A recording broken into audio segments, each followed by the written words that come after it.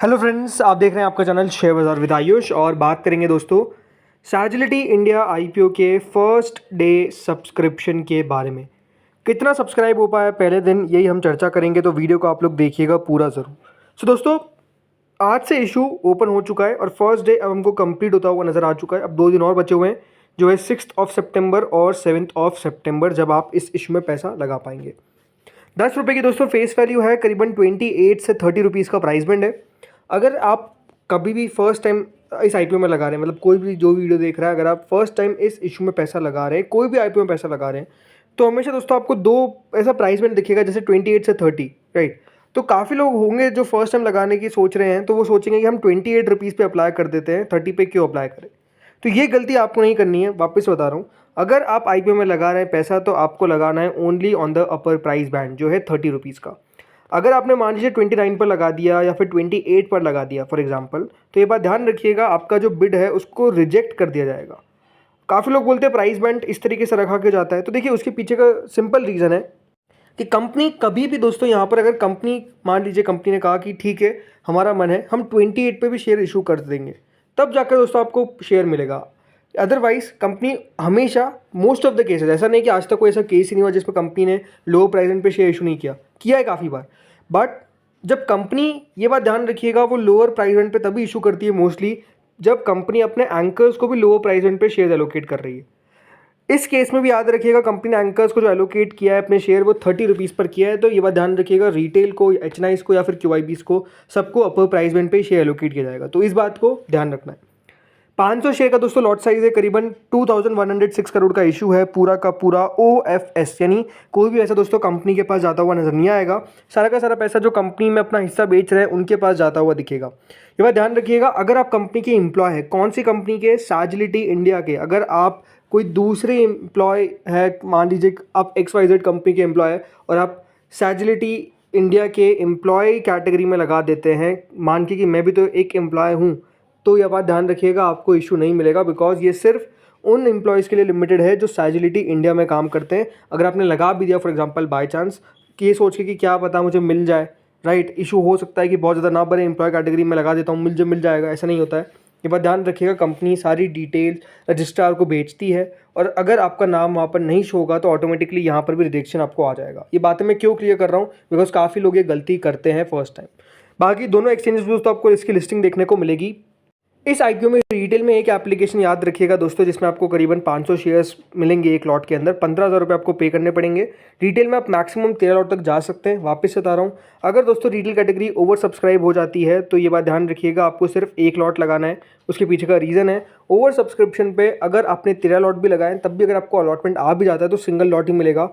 In case of over subscription एक lot से ज़्यादा रिटेल कैटेगरी के अंदर नहीं मिलता है। अगर आपको ज़्यादा शेयर्स चाहिए तो आपको स्मॉल एचएनआई कैटेगरी में जाना पड़ेगा, जिसमें मिनिमम 14 लॉट्स का लॉट होता है, जिसमें आपको करीबन 2,10,000 रुपीज़ पे करने पड़ेंगे। यहाँ पे आपको 7,000 शेयर्स मिल जाएंगे अगर आपको एलोकेशन आता है। इसके अलावा स्मॉल एचएनआई के अंदर 33,000 शेयर्स आप मैक्स अप्लाई कर सकते हैं।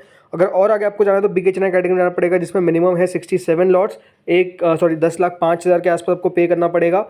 मिनिमम है क्वांटिटी 67, मैक्सिमम कुछ भी यहाँ पर क्राइटेरिया नहीं होता है, मैक्सिमम कितना भी अप्लाई कर सकते हैं। सब्सक्रिप्शन लेवल समझ लेते हैं दोस्तों, हर एक कैटेगरी को कितना कितना शेयर ऑफर किया गया है। तो ये बात ध्यान रखिएगा, कंपनी ने अपने एंकर इन्वेस्टर्स को करीबन 945 करोड़ के शेयर्स कल एलोकेट कर दिए। हमने डिटेल के बारे में बात किया था, मतलब एंकर्स के बारे में किस तरीके के नाम निकल कर आए ग्री मार्केट वाले वीडियो में, तो ऑलरेडी 45% एलोकेशन उधर जा चुका है। इसके अलावा क्यूआईबी कैटेगरी को 29.92% ऑफ द इशू दिया गया है, करीबन 630 करोड़ के शेयर, ये बात ध्यान रखिएगा। एचएनआई कैटेगरी को दिया गया 14.96% ऑफ द इशू, जिसमें दोस्तों जो बिग एचएनआई कैटेगरी है उसको दिया गया है करीबन 210 करोड़, क्योंकि एनआईआई कैटेगरी के अंदर दो कैटेगरी होती है, दो सब कैटेगरीज आप कह सकते हैं। एक होती है दोस्तों बिग एनआईआई और दूसरी होती है स्मॉल एनआईआई। तो बिग एनआईआई को दिया जाता है 9.97%, स्मॉल एनआईआई को दिया जाता है 5%, दैट इज 105 करोड़ के शेयर्स। इसके अलावा रिटेल कैटेगरी को दिया गया 9.97% ऑफ द इशू, करीबन 210 करोड़ के शेयर्स। एम्प्लॉय को दिया गया 0.27% ऑफ द इशू, 5.70 करोड़ के शेयर्स। और कुल मिलाकर कंपनी ने 2,106 करोड़ को इस तरीके से बांटा, यानी सबसे बड़ा जो पोर्शन है वो गया है एंकर के पास, देन क्यूआईबी के पास, देन एचएनआई के पास, देन रिटेल के पास। तो रिटेल के पास हिस्सा ऑलमोस्ट सबसे कम है।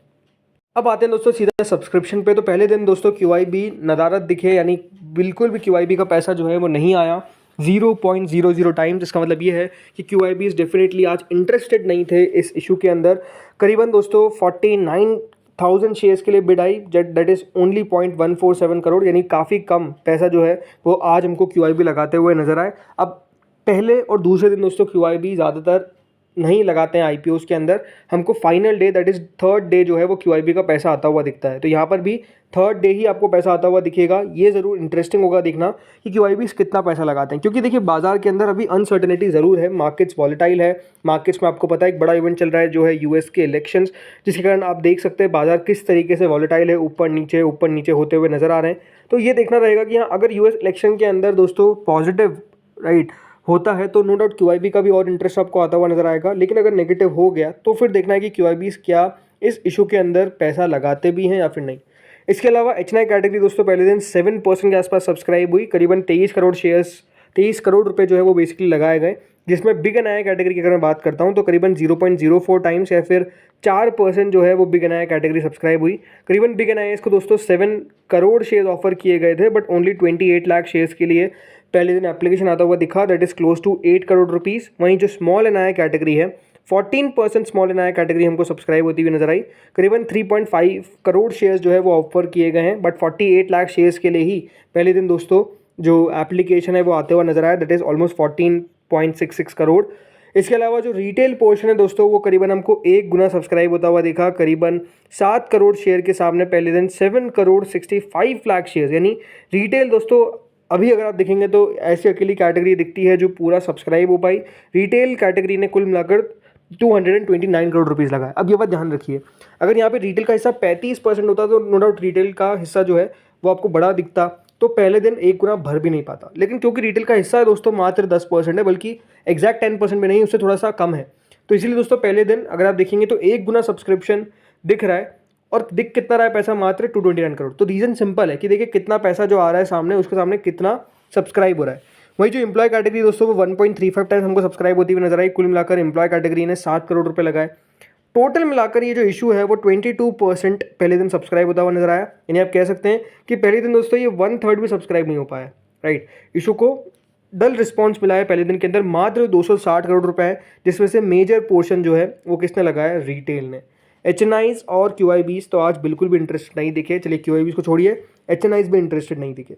अब आप सबके दिमाग में एक ही क्वेश्चन होगा कि ये सब तो हमने चर्चा कर ली, लेकिन सबसे बड़ा सवाल पैसा लगाना है कि नहीं। देखिए सिंपल सी बात है, जो इवेंट अभी चल रहा है उसका क्या रिजल्ट आता है वो डिपेंड करेगा, याद रखिएगा, तेज़ी और गिरावट। अगर दोस्तों बाजार ख़राब होते तो ये बात ध्यान रखिए, कोई भी अच्छी चीज़ होगी तब भी वो ख़राब ही करेगी।